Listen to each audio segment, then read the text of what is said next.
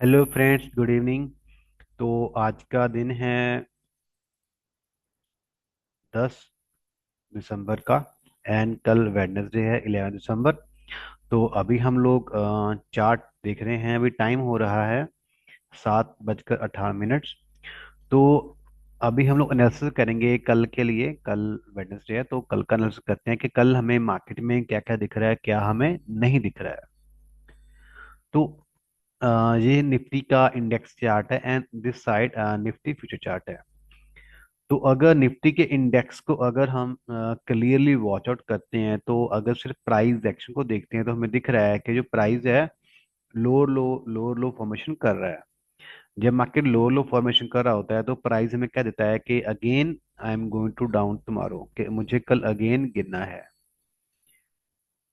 Okay, ये clear cut view होता है। लेकिन जैसा कि आपको मैंने कल बताया था कि हमारा जो व्यू है कल के लिए वो बुलिश का रहेगा अगर मार्केट गैप अप ओपन होता है तो दिख रहा है कि मार्केट यहाँ से गैप अप खुला लेकिन उसके बाद ही मार्केट यहाँ से गिरा।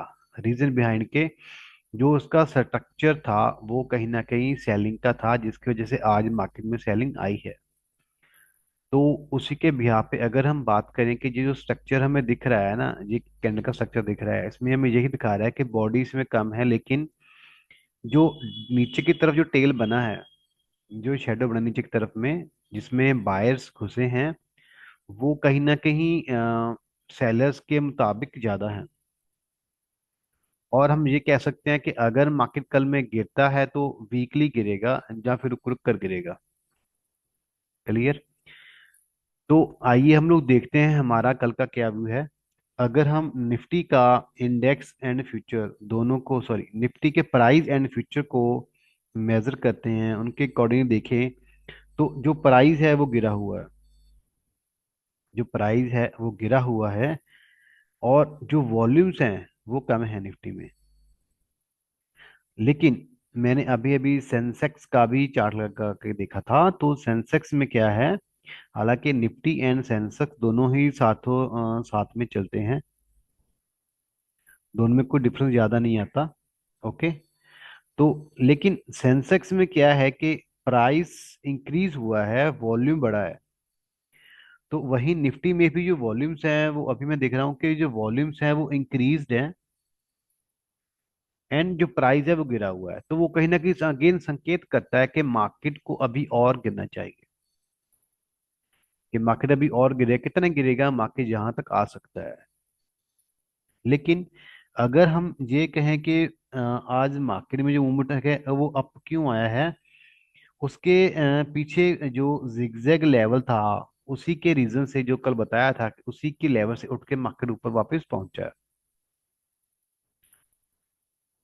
तो अगर मार्केट गैप अप खुलता है कल के लिए, अगर मार्केट कल के लिए इस जगह पे गैप अप खुलता है तो आज का जो क्लोजिंग प्राइस है एंड ये जो एक जोन बना हुआ है जहाँ पे, तो ये जोन एक अच्छा परफॉर्मेंस देगा कि मार्केट यहाँ से ऊपर की ओर निकल सकता है।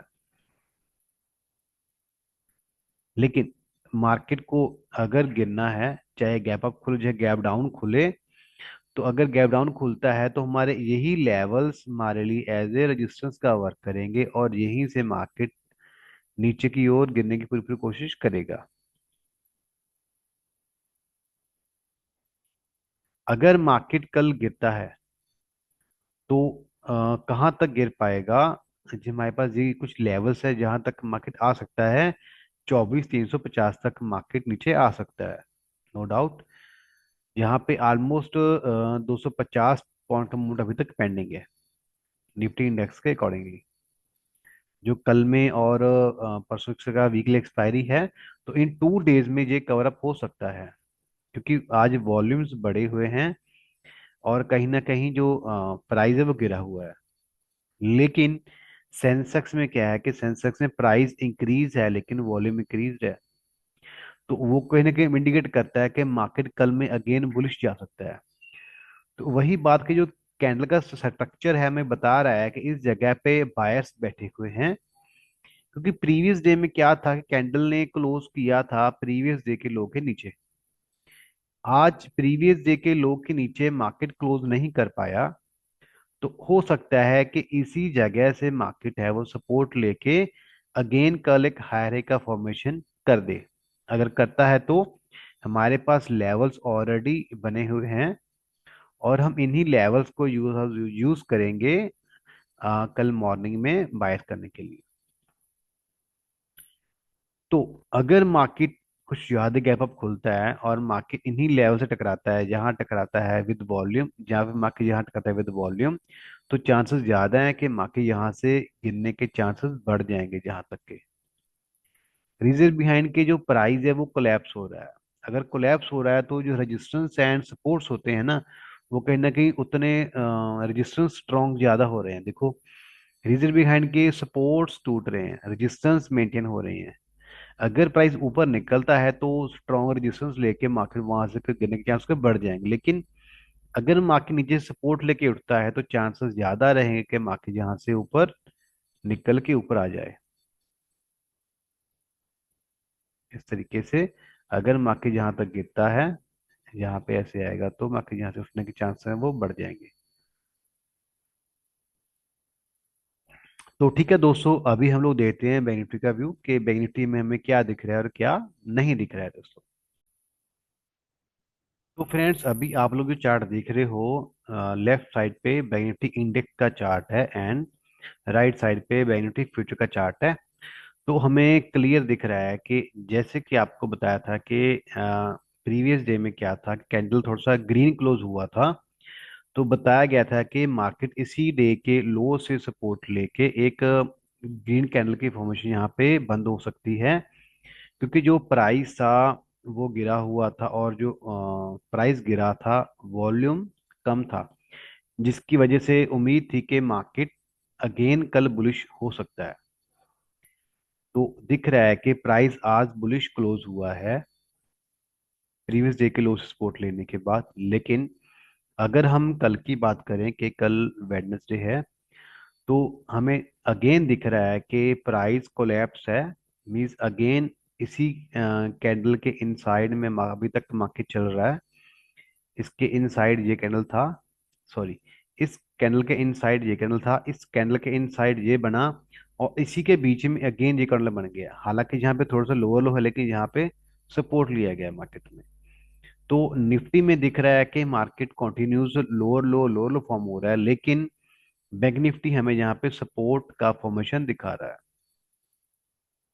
अगर ये हमें सपोर्ट दिखा रहा है तो चांसेस ज्यादा है कि मार्केट हमें कल में अगेन एक बुलिश मूड हमें दिखा जाए।